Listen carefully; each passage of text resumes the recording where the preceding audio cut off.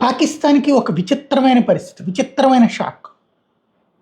ఇంతవరకు కూడా మతాన్ని రెచ్చగొట్టి, అక్కడ మతపరంగా భారత్ మీదన ఎప్పుడూ నెగెటివ్‌గా జెప్పి, భారత్ మీదన వ్యతిరేకతను సృష్టించి, అక్కడ నరనరాన వ్యతిరేకతని సృష్టిస్తారు. అక్కడ భారత్ మీద మనం ఈజీగా గెలవగలం అనేటటువంటి ఫీలింగ్‌ని క్రియేట్ చేస్తారు. వాళ్ళు అట్లాగే బిహేవ్ చేసేవాళ్ళు. కానీ కాలం మారింది. ఆలోచన మారినట్టుంది. తినటానికి తిండి లేదు. ఉండటానికి ఇది ఇల్లు లేదు.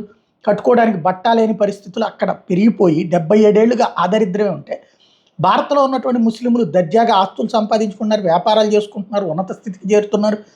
అలాగే భారతదేశం వచ్చి వాళ్ళ ప్రపంచంలోనే టాప్ 4 ఫైనాన్షియల్ కంట్రీగా చేరింది. ఇది వాస్తవంగా గెలవడం అంటే ఏంటి? ఆర్థికంగా గెలవటం, స్థిరత్వంలో గెలవటం, పోరాటం అంటే అది.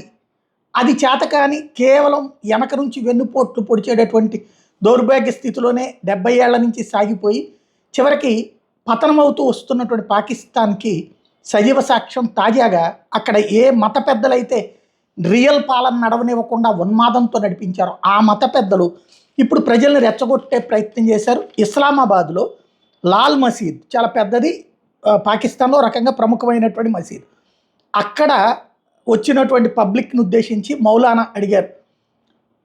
భారతదేశం మన మీదకి దాడికి వచ్చేందుకు సిద్ధంగా ఉంది. మీలో ఎంతమంది వస్తారో చెప్పండి.